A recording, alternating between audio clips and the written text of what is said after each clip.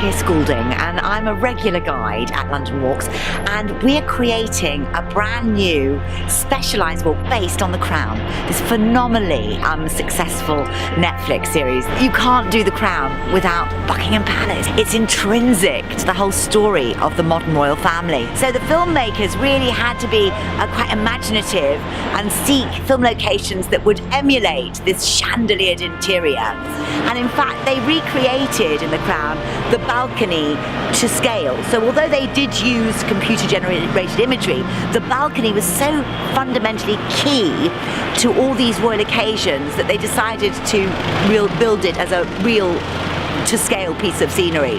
We're standing outside Lancaster House, which is today a sort of government building, but it's an absolutely sort of spit for the inside of Buckingham Palace.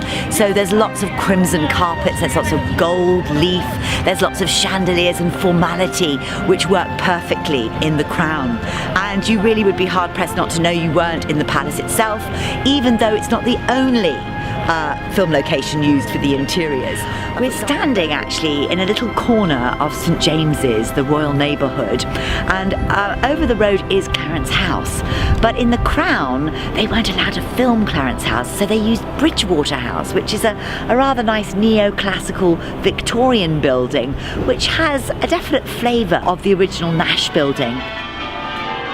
Again, rather like the palace, you can't do a walk based on The Crown without visiting the famous Royal Church, Westminster Abbey. It's where nearly every coronation has taken place. And I think what happens is it becomes part of the magic of monarchy, doesn't it? And this is very much focused on, in the first series of The Crown, what the crown means, what magic is imbued in the monarch by wearing the regalia, by being dressed up and shown to the nation. And it's done meticulously well. The different levels of the coronation, the different rituals, the blessing, the oath, the consecration of a monarch using holy oil, it all adds to the mystery.